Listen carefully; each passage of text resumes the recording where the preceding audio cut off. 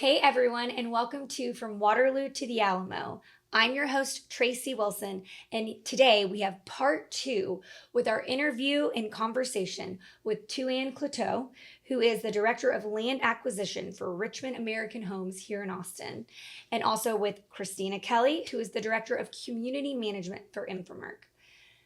Tu-Anh, Christina, thank you again. We're going to jump right back into it, and I'm going to start with you, Tu-Anh. We're going to talk a little bit about with being in the home land area industry since 2014, right here in Austin, what are some of the biggest changes you've seen, I guess, really in the land market here in Austin?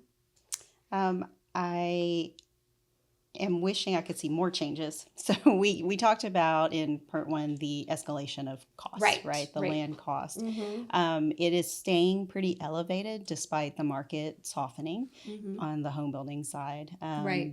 We're still pushing production to keep the inventory out there. We are seeing buyers, but with the elevated interest rates, I think it's just tougher to qualify those buyers. So we're just not seeing the same number of sales that we saw a couple years ago.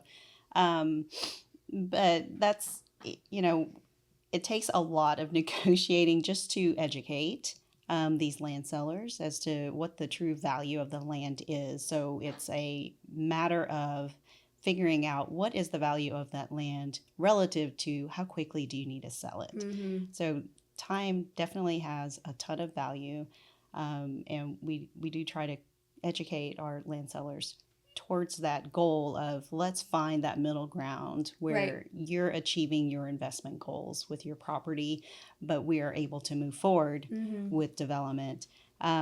So despite land costs remaining elevated, some positive changes because of the national spotlight on affordable housing.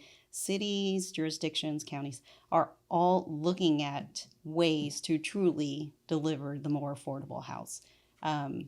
And we realize that there are certain constraints within certain areas of the city where there's an opportunity to provide additional housing, higher density housing. But the hurdles are either zoning requirements or the NIMBYism that's going on in some of these communities. But it's been encouraging to see the city of Austin take the lead and pass things like allowing ADUs or additional dwelling units on existing property. And that allows us to increase the number of residential units available to people. Right. And even though it doesn't necessarily benefit me or our company, because we are production builders, we tend to gravitate towards the more suburban sprawl, if you will. And but it does add just to the volume overall, and it allows for more affordability. So that median pricing kind of comes down. And they've made some other changes to their ordinances that are a lot more builder friendly, despite some protests. I mean, it's just not, change is never comfortable, I don't think, for people. Yeah. But I do feel like the city of Austin is taking the steps towards contributing to the solution. Yeah. Well, and I think they're doing a good job of trying to still, I think a lot of people are worried. We don't want it to be stacked on top of each other like we see in California, right? Sure. So I think they're doing a great job of mitigating, hey, look, we're trying to create more affordability without, what do people say, California or Austin or whatever the slogan is, which, it's always a twofold situation. So I think the city of Austin has a really tough job of mitigating, trying to have change, but also preserving what Austin was why Austin is so special, right? So I agree with you. I think it's a step in the right direction. I mean, land is a long game, and it's a really risky one. Have you had an experience or a project or anything that taught you maybe something very unexpected that you weren't, let's just use that word, unexpected? I struggle with this question just because I can't point to a single project I've been involved in where something didn't crop up that you wish didn't exist, just because it ends up costing more money or costing you time. No project is easy. And if somebody is out there and who's mastered development and breezes their way through a master plan community, I would love to talk to you because I can still use some mentorship in that area. It is just it's a challenging job. And I would say probably the biggest challenge was a project here, as a matter of fact, in the Central Texas market off of 35, where the soils conditions were so terrible. And going back to one of your part one questions with regard to some of the surprises of land here in Central Texas, is that there's such a variety of soil conditions. That's not the sexiest part of land development, but I-35 alignment is the way it is because of geographic characteristics, right? You go west of 35, it tends to be more rock, limestone, which is what this area is known for. And then you go east of 35 and you've got really clay-like soils. Very much so it's stuff, not the most stable soil for home building. A lot of foundation issues, etc. So we have to really study soils to mitigate that, because when we build a home, you want the foundation to last a lifetime, ideally, 100%, right? Yeah. So there have been different ways over the years that we as developers and builders try to mitigate those soil conditions, because people still want to live there. Now we just got to figure out, how do we develop that piece of property for a more stable residential use? Right. So the dirt alone, either quality of dirt or quantity of dirt, because of the topography in this area, those tend to be interesting surprises. Right. Well, and it can affect your cost greatly, right? Ultimately, if you have to bring in a ton of dirt, or man, you've got to build that foundation up even more, I mean, that's why I always tell people it's always cheaper to build up than out. So when people are like, I want a 1-story, I'm like, it's going to be a lot more expensive than a 2-story, Yeah, but that slab. The slab is always, slab cost is significant. It's so a foundation in any aspect of life, right? Your relationship, this, that, but in the actual physical aspect of a home is so important. Absolutely. And in Central Texas, with that topography change, I've never seen taller slabs in my life. It's crazy. I mean, 3-story slabs. You get a great view. Yeah. But you really got to pay for it. You got to pay for it. Well, we even see that even in Central Austin, right, of Mopac, right? You see west of Mopac, you'll see, some different types of, like I said, the caliche. But then, east of Mopac, I see lots of foundation issues, and it's still in Terrytown. It's just crazy how it can even switch just through, the topography of and it could be right next door to each other. Right, which is probably why you say no two land deals are alike. That's right. Everything is different, and in Central Texas, soil is a problem. It's not a problem. It's just it complicates things. Yes, for sure, 100%. Okay, so Christina, we're going to switch back to you. Let's talk about governance when it comes to HOAs. Which kind of goes back to one of my questions in, part one. How do you set up communities for a smooth board transition as they go from the developer to homeowner led? Because like for me specifically, it was a rocky one. From when it switched from the developer to the homeowners, they made decisions. They didn't, follow the bylaws of, hey, you've got to get 62% of the homeowners to sign off on a change. And, how do you make that smooth? How? It's planning. So when you know that a community is about to turn over from developer to a homeowner board, you want to prep the developer. First things first is you want to make sure that all of their records are in order from everything that has been done during the development phase, because Texas Property Code actually allows for quite a bit of leniency during the development period in regards to the governance of the community. And so you want to take advantage of that in multiple ways. You can amend your governing documents very easily during the development period versus after it's been turned over to a homeowner board. Once it's been turned over, that percentage that you just mentioned, you have to have 67% of the community in favor. So not only do you have to get over 67% of the community to actually vote on the topic, but that 67 also has to say yes. It's hard to get people to show up for an annual meeting and meet quorum just for that, for just basic functioning. So we're meeting with the developer and we're saying, hey, all right, we're going to be turning over this community in about 2 years, 1 year.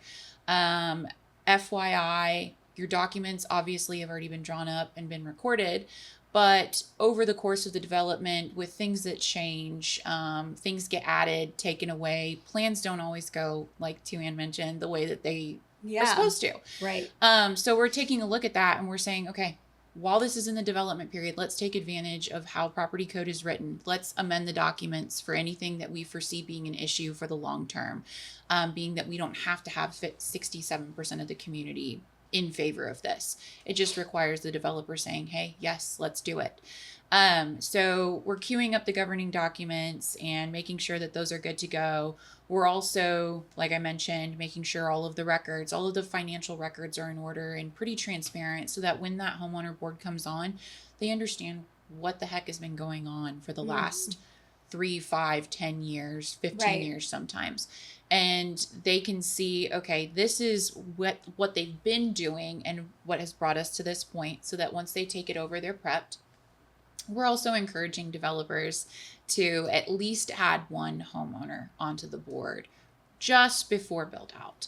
You don't have to, depending on your timeline for development, but it's very helpful because it helps make that transition 10 times more seamless. Right. Because you have that person that can almost act as a liaison and is in the know, is prepped up, understand why and how things have been happening, so that once you bring on your other board members, they're kind of the leader in that situation. Right. And they can say, hey, I've got a contact with the developer just in case we need to go back to them and ask them a question. Or I know why this is this way because I was included in those, button up conversations.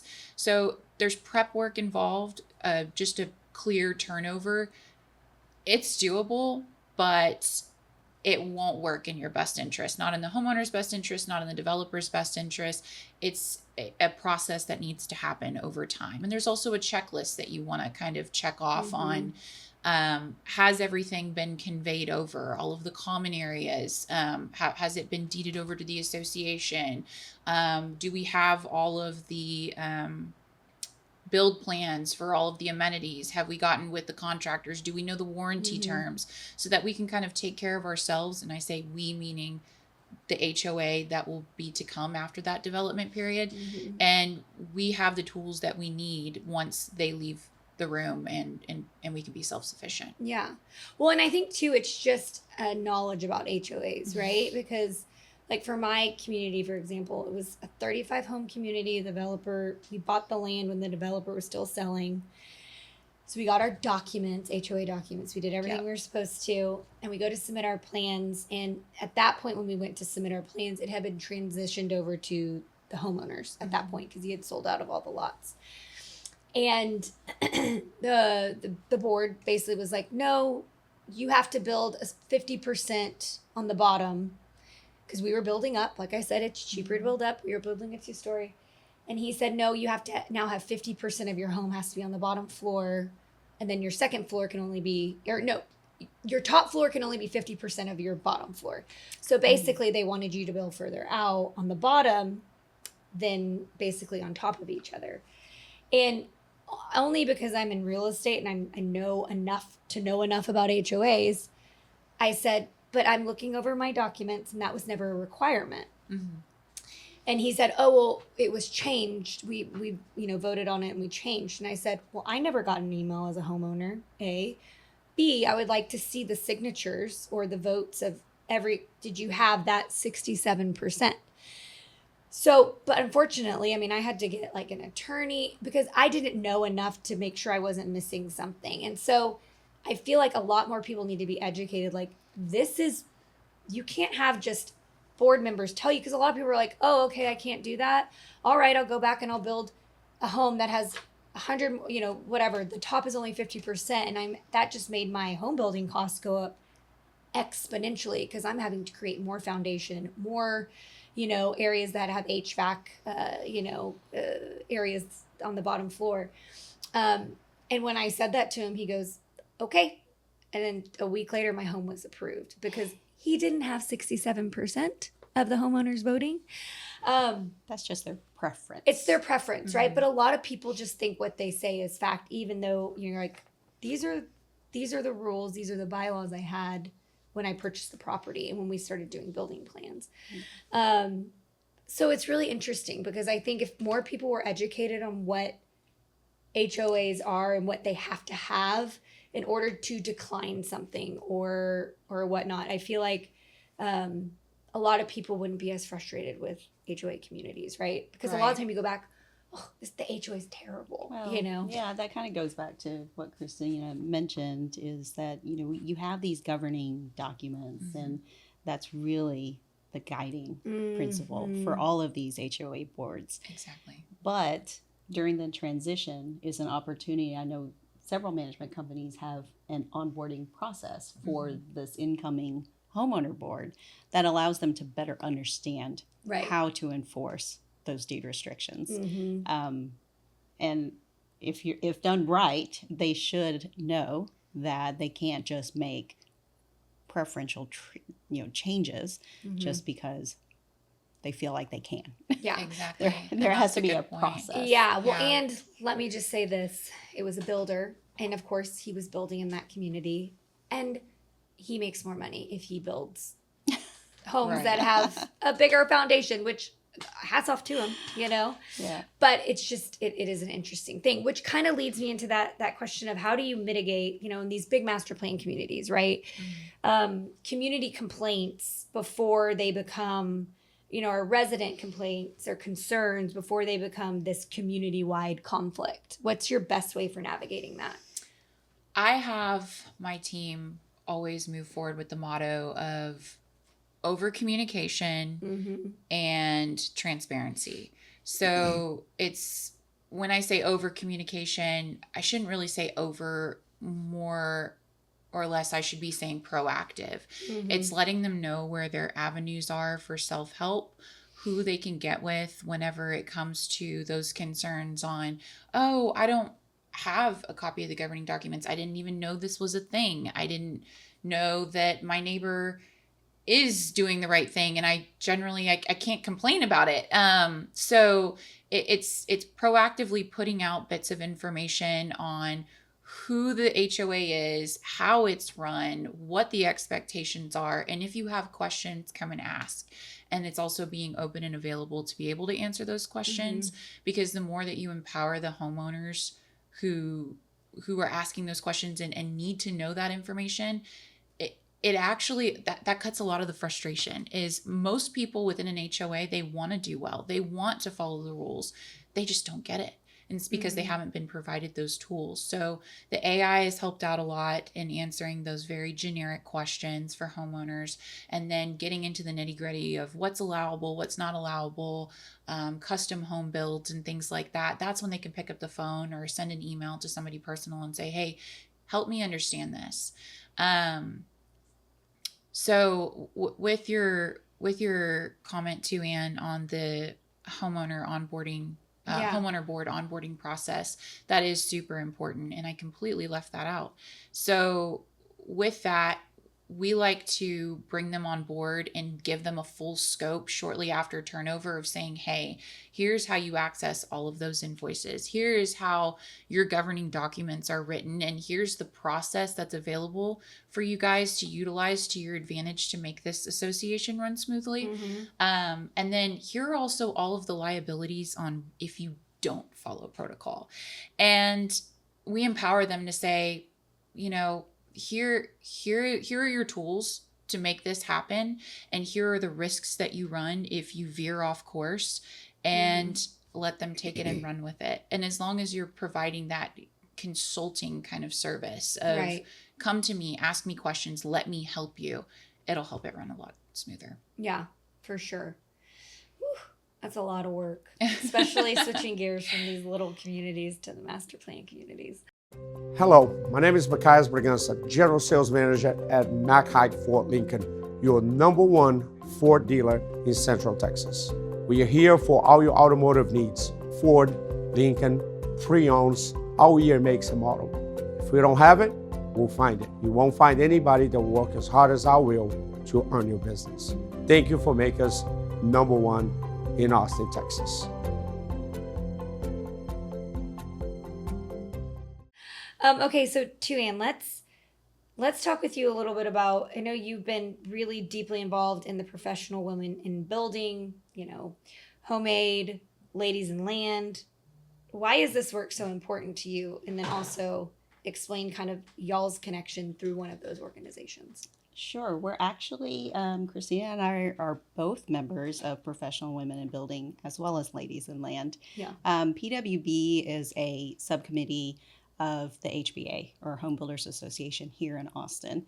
Why that kind of work is important is it's a very obviously male-dominated industry. Mm-hmm. That's evolving over time, and what helps me and the reason I'm attracted to it being involved heavily is Mm-hmm. that you get that support Right. that sometimes you don't feel you have in your day to day. Yeah. And just taking a minute, once a month to gather and realize, hey, you're not going through this alone. You're not experiencing these challenges alone. Mm-hmm. And it's been just fulfilling for me being, I'm going to say I'm a veteran now, which Yeah. is strange because I still feel like I'm learning. It's so fulfilling to be able to have Mhm. conversations with women who are newer to the industry Right. and haven't had that exposure and haven't felt the that they're allowed to talk about these things. The challenges of motherhood in this industry versus the expectations of what you need to deliver to be competitive. In my 20s, it was constantly just, I can do this. There's nothing I can't do. I'm Right. just going to go for it, get it done. And it's nice to have that naive confidence. But at the same time, when you do hit that challenge, the first major challenge, and for me, it was motherhood.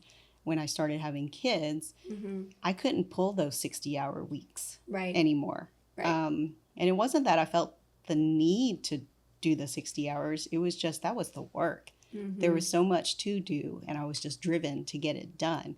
But when you have that first kid, your priorities completely change, yeah, right? Of course. So you cannot wait to get home and spend time with that child you created, and you want to raise them and be that mom. So your 60-hour weeks have to be contained. You have to start compartmentalizing to strike that balance Mm-hmm. between work and life.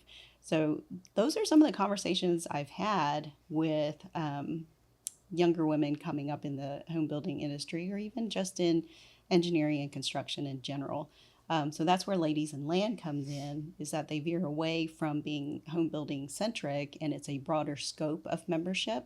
So it's every female within any kind of construction related industry that's related to real estate development. Mm-hmm. And as we mentioned earlier, it takes a lot of people, consultants, team members, internal and external, to get a project created and off the ground.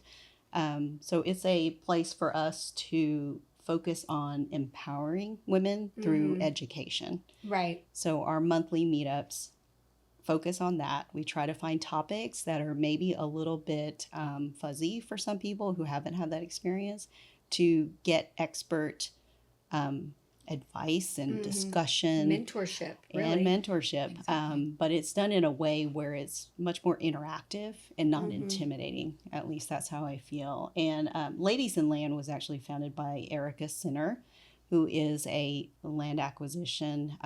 She's the VP of land acquisition for LGI Homes in Houston. And she started this group, and it's just expanded to, how many markets do we have now? I think we're in 10 cities now. Yes. All the way from North Carolina onto San Antonio, Texas. Oh, wow. Within a year. Yes. This is within the past year. So within that's the a past great, year. but that's probably a really great piece of advice you'd give to young women starting out in any of these industries, right? Absolutely. Seek out your people, and it's not about, it's not about division or sexism. It is really just Right. more of a supportive community, I feel. Absolutely. And there are a lot of men who are involved in our group That's really great. Yeah. through, they're not members, but they wholly support what it is we're trying to do, because even in, let's say, an engineering firm, traditionally very male, but we're seeing a lot more women come into civil engineering, structural engineering, and they start showing up, and it's so encouraging to me that they are experiencing this so early in their careers, Right. and Yeah. don't feel like they're kind of floating out there on their own. So yeah, it's been fantastic. So it it drives me to continue to participate. Christina was the original chapter lead for Ladies in Land here in Austin, and she started up from nothing, essentially, with some support from Erica in Houston. But as it grew, I mean, it went from a dozen or so attendees, and we had some of our biggest sessions within the past couple of months where we would Yes. have 40 Yeah. people show Relatively. up. Yeah. And yeah, that's a lot of experience in one room. The traction that it's gained from being able to, like you said, Tu-Anh, pulling the different professionals that are involved in real estate development from all corners of the map, and then bringing them in for those educational pieces. The intent is that you're upping your game in your side of the industry, and we're speaking to something that you're directly involved in, and you're learning more about it. Or maybe you're learning something about somebody else's piece of the business that will help bring it into perspective, what it is that you do or what they're going through, and what you can come to an engineer for that you didn't realize they deal with on the day-to-day, or an attorneys that could potentially help you down the road on a project. And it's making those connections that will help bring a project to the finish line. And make you more valuable, I think, as a person and as an employee. I mean, I feel like no matter how old you get, I feel like if knowledge is power. So if you keep learning, you're going to always be, ahead of the game. But I just love that there's lots of different aspects, right? Especially like, let's take the motherhood. I bet you it's so helpful for a young mom to say, how do I not lose my job? Or how do I not fall behind? Like what helped you? Was it, hey, I had to get up a couple hours extra before the baby woke up, and I would do a little bit of work, and then things that they might not have thought of. I just think that's awesome. And I love that you mentioned too, it isn't about sexism. I mean, yes, it is a very, very male dominated world, and sometimes that's one of the biggest issues, is gaining the respect from, especially in the construction business, right? You're out there and you're telling the guys what to do. Some of them may not respond well to that, right? And so, but again, I love that it's not just about that. It's about every aspect of it. And that's awesome. That's a really awesome feat that you have basically overcome building this chapter here. And I love that you guys are both part of that group. But also, y'all's businesses are very, very... very aligned. Yes, very much aligned. I love that. It's partnerships. Yeah.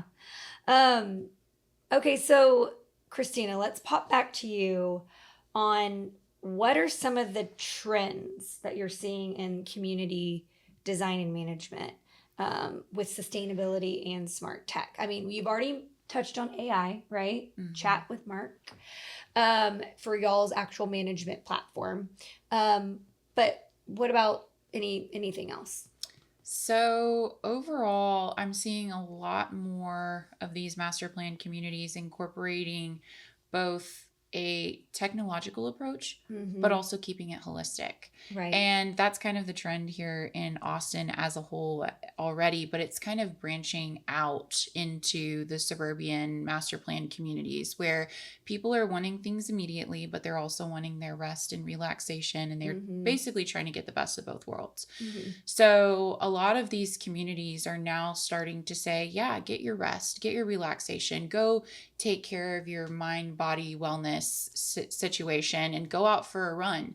But we're going to put some hot spots throughout the park areas so that if you need to answer an email, you have your laptop, you can get that done too. So you can, like I said, have the best of both worlds. A lot of the clubhouses are also incorporating spaces into them where they have a multi-use or a multi-purpose element to them, to where they could be used as a yoga studio at one point, and then next thing you know, Friday afternoon is a painting activity for kids.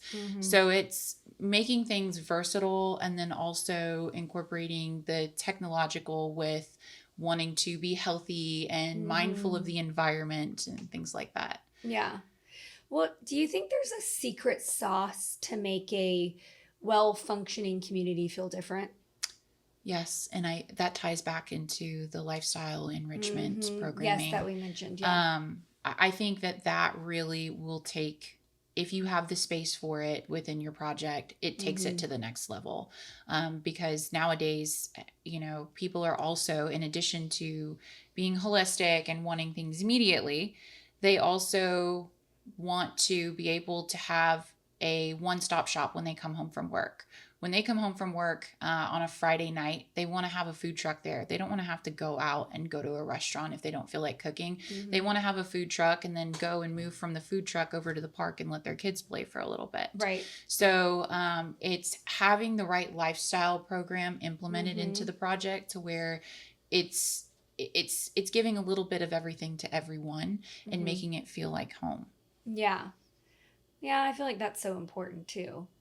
Do you have like a proud moment where you were like, oh man, this was a really great, this is my proud moment of this community, making it feel, like where you saw community management really, I guess you would say, make a real difference? Yes. So, gosh, I have a couple. One of my most proud moments is a turnover, because like we touched on, from new development to homeowner, sometimes those things can be sticky. Homeowners don't understand what goes on during the development period. And you as a management company, you're kind of playing monkey in the middle, or principal, like you mentioned, and you're saying, okay, guys, everybody calm down. You're wanting to, act in the best interest of your development partner. And then you're also wanting to appease the homeowners and just kind of have everybody kumbaya, come in the middle and agree.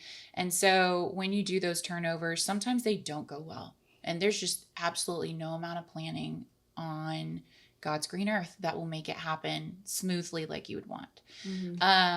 But for a long-term development project, I want to say it was in the development period for 13 years. It was time to turn it over to a homeowner board, and everyone had been feeling like they had been left in the dark for a very long time. Right. So they were coming to the meeting with pitchforks, and they were so upset, and they wanted to see everybody face to face and tell them what their problem was and how happy they were that they're finally going to be gone.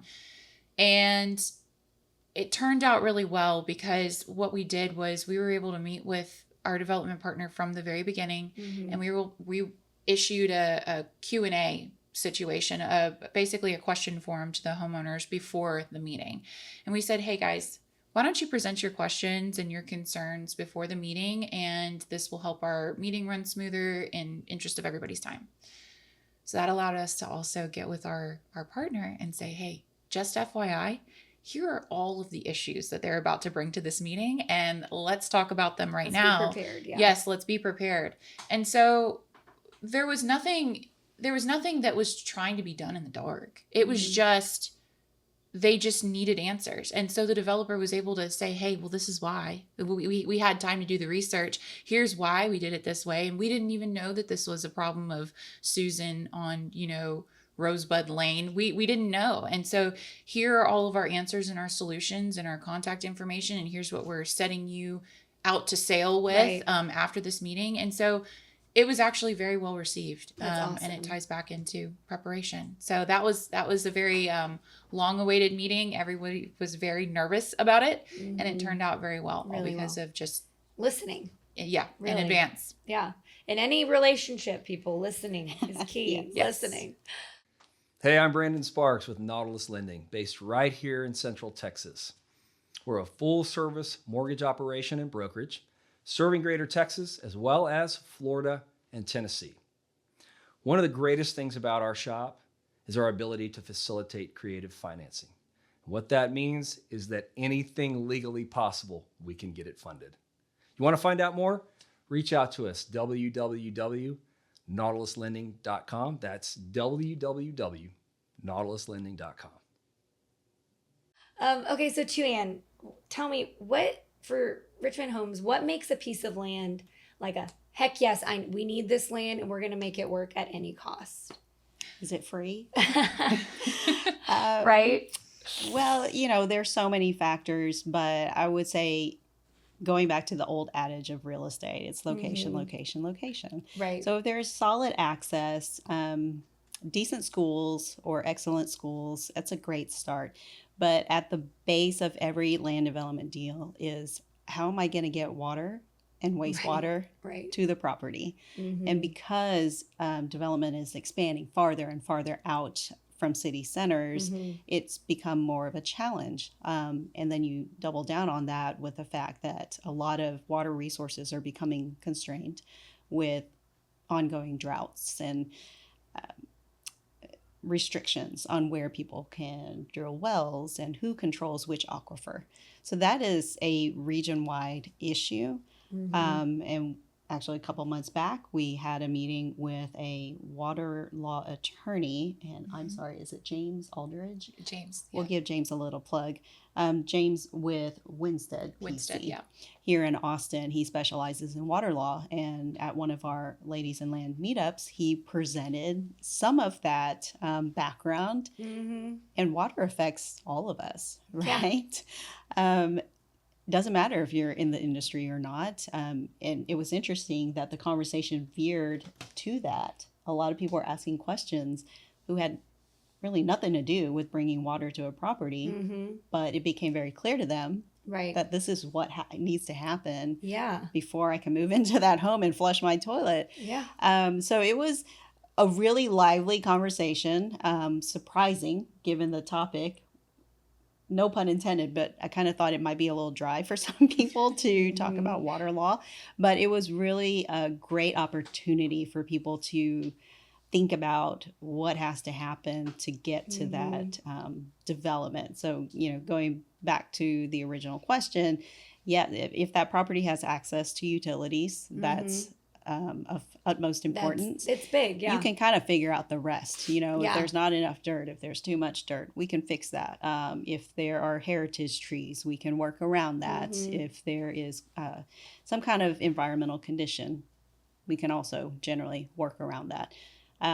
But if it's going to be cost prohibitive to bring water and wastewater lines to the property, it kind of tanks the deal. Yeah. Yeah. I feel like that tanks the deal even if you're just buying a single piece of land to build a home on. Sure. And it could be a fantastic location with gorgeous views and a beautiful piece of property. But if you can't develop it for what you need it for, our intention, then there's no value. There's no, it's very true. So what do you think is that, the relationship between builder developer, how does that play in your long-term strategy? Oh, it's incredibly important because as a production builder, you cannot develop every single lot. Right. In fact, it kind of goes against our standard objective. Right. We are home builders. We want to build the vertical piece and sell that as quickly and as often as possible. The land development piece was born out of necessity because of time, cost, whatever the case may be, where developers couldn't keep up with the demand for the volume that constantly was just coming. So a lot of home builders who had the resources, the capital to do so, entered the development game to create their own inventory.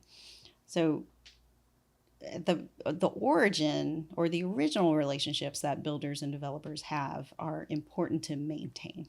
And it's, again, going back to communication, relationships, and trust. You have to earn that relationship with the developer by performing and committing to what you agree to on day one, following through with that, and establishing your ability to perform. Right. And that allows you to have that repeat business.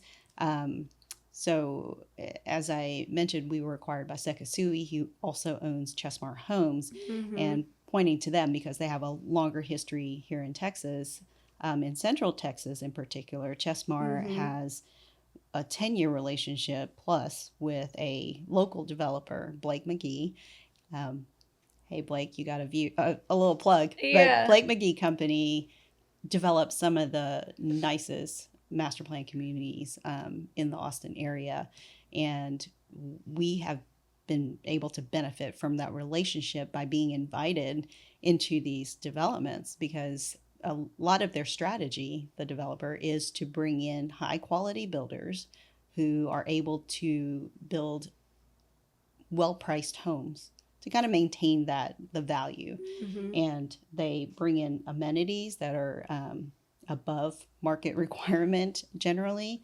One of them is Six Creeks and Kyle. We recently inked a contract with them to build in Parkside on the River. That's up in Georgetown. Yeah.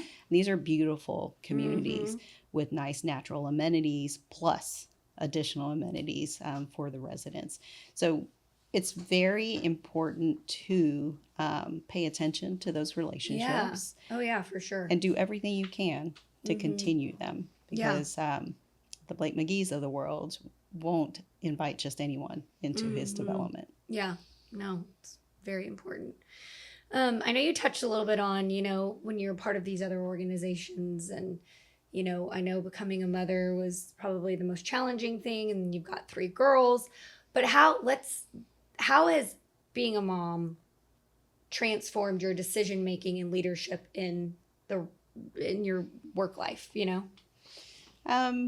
don't know if I can point to anything specific, but generally, when you have girls, you kind of see things through their eyes, and none of them, as they were growing up and kind of asking questions about what mom does for a living, none of them found it all that interesting. Right. They're like, what? You just look at pictures of neighborhoods, and when we drive around town, I'll talk about, that'd be a great site for a neighborhood, and they have no idea why that is interesting, or having to drive them some weekends to open houses or go look at model homes. They didn't find any interest in that. Right. Mommy's job is very boring, but it did allow me to expose them to what the industry is about and how much bigger it is, than any one neighborhood or any one town. It is a contribution to the community as a whole, and that spreads. That's like the little ripple effect, right? But in terms of making decisions, it is just an eye on how can you better this world that we're in. Right? Because everything you're doing is for their future. Right. And it gives you a little bit bigger purpose than just showing up to a 9 to 5. Right. For sure. Yeah. Well, and I'm sure you have to be a lot quicker with some of the decisions too you're making, right? You got to be thorough because you got to get home. You got to take care of 3 girls, right? Rest, recharge, and go back to the grind. Yes, indeed. And with, remote work, it sometimes bleeds over, and, you have to be mindful of that and not let it overtake your home life. Of course, for sure.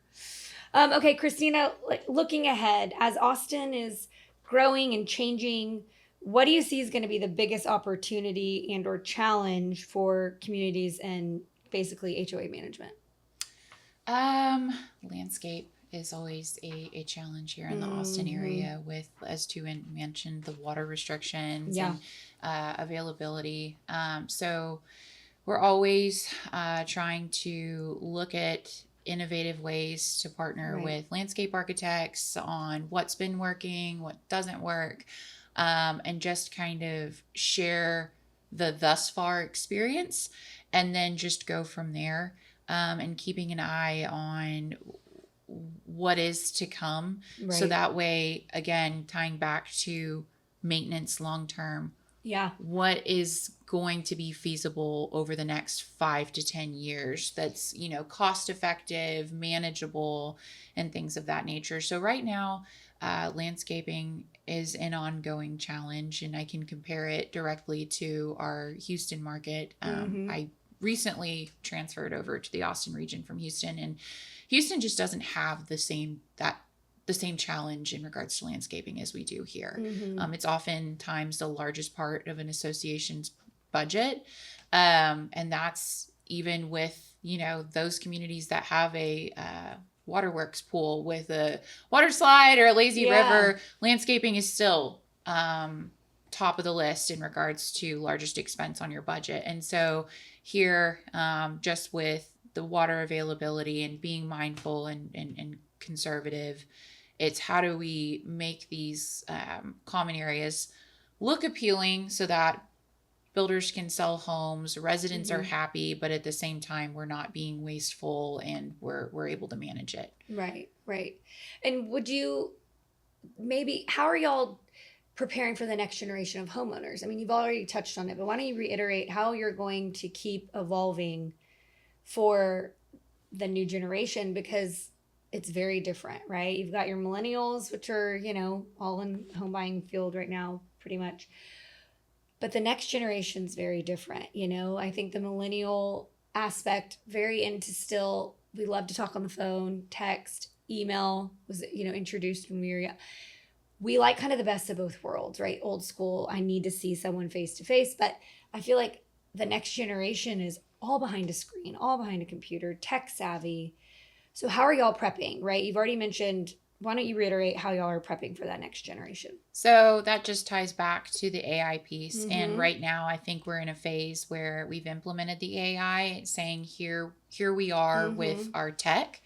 But it's growing that piece of the management scope in a sense where we make it more personalized. Right. We start using the AI component in a way where it's learning what people are frequently asking, when they're given an AI response, but they still press, 0 to speak to someone in person. Right. And picking up on those trends to see where can we improve those fast response times and provide it through the AI system, but also make it in a way where it's delivered to where people are satisfied with that response still. Right. Of course, you always leave that personal piece where they can speak to someone or come down to the office, whether it be on site or to our corporate office, and they could speak with somebody face to face or set up a meeting. But making those automated responses more personal, more comprehensive, and of course fast. Yeah, for sure. Yeah, I feel like I feel like we have to blame Amazon for that instant gratification, right? I mean, now we can get it same day in 4 hours, but that's really good. I think that's really important because I think knowing that your company is going to be on the forefront of that and thinking ahead, I think is so important because you're going to be able to really scale very well. Okay, so Tu-Anh, let's talk about looking forward. Again, as the Austin region is going to evolve, what are you most excited about, right, for land development? And what do you think might be maybe a challenge? Kind of a little bit one and the same. So the challenge is still the utilities, the water, the infrastructure. How do we get it to where people want to be? Right. What I think is exciting is, one, at the state level, the legislators are paying attention to that, and they're talking about it. I don't know what's going to come out of this session per se, but there's some focus on desalinization to bring some water from the coast. It's a little, I'm not convinced that that's going to make a huge dent in our water supply necessarily, but the fact that they're looking for innovative ways to deliver potable water, it's important that they're even talking about it. Right. And it seems like there's also more regional discussions about infrastructure so that, no one city is left to figure out the problem on their own. They're realizing that they can all contribute towards the same line that will serve multiple jurisdictions and impact more people's lives. So I think those conversations are really exciting to be aware of and try to track. But that's the importance of us all getting together once in a while to talk about these topics. But on the home building side specifically, I think it's the constant innovation of the product that we're delivering to market and I think what I'm most excited about in that regard is Sekisui House, and kind of they just have a very different approach to home building. So Sekisui is the largest home builder in Japan. They are known for that forward thinking and technology development when it comes to home building. They have a factory in Japan that one day I hope to tour. Yeah. But their factory is all about R&D. They go through and they test things like the height of your toilets, and thinking about multi-generational living. If you have a 95-year-old in-law that's living in your home, does the toilet work for all 3 generations that are living there? And it's the littles and yes. So, course. it's so interesting, the attention to detail that they bring to their product development. The fact that they pay attention to the toilet is just mind-blowing to me, but it goes far beyond that. Obviously, how can we more efficiently frame houses? Is there a better way to do it? They have a product called Shaw wood that they're starting to bring to the U.S., mostly on the West Coast, and it is a very high-tech home. Their frames are not nailed together, they're bolted together. And it's, again, I'm dying to go tour one of these. Yeah. But it's obviously a very expensive build, but there's a purpose. It's the purpose that they are focused on to delivering that quality home. And that's going to start reverberating into other aspects of home building. And I think they're going to have a pretty major impact on how homes are built here. And, on a more localized level, Chesmar as a region has been focusing on adding details and making some adjustments to standardized home construction that makes it more convenient and livable for either multi-generational or the lifestyle that some of these generations are expecting now. So, the more shared rooms, the in-laws suites where they can essentially have their own apartment on site so that you can take care of your aging parents. Just simple things like a messy kitchen, which is like a secondary kitchen where you can do all your prep work and not have to keep it pristine, because what we're seeing is a trend that people want that Instagrammable kitchen, but that's not how people live. That's not real life, right? So this messy kitchen concept allows them to live real life and maintain that pristine kitchen. So it's funny little things like that tend to crop up as wants from our home buyers. So we're trying to incorporate that and, just pay attention to what buyers are looking for. Yeah. Well, that's great. I love that. Yeah. I mean, I always say, as long as the common areas are clean, no one go into my closet, no one go into my bathroom, but as long as this is clean. So that is interesting. Yeah. People's wants and needs are changing, especially with, the increase in social media and how you want things to look. So yeah, my home is always going to be messy. I know. Mine's a lived-in home. Of course. No. Well, my goodness, Tu-Anh, Christina, thank you so much. This was a really great conversation. Thank you both for joining us for part 2 of From Waterloo to the Alamo. And that's all we got. Thanks for listening.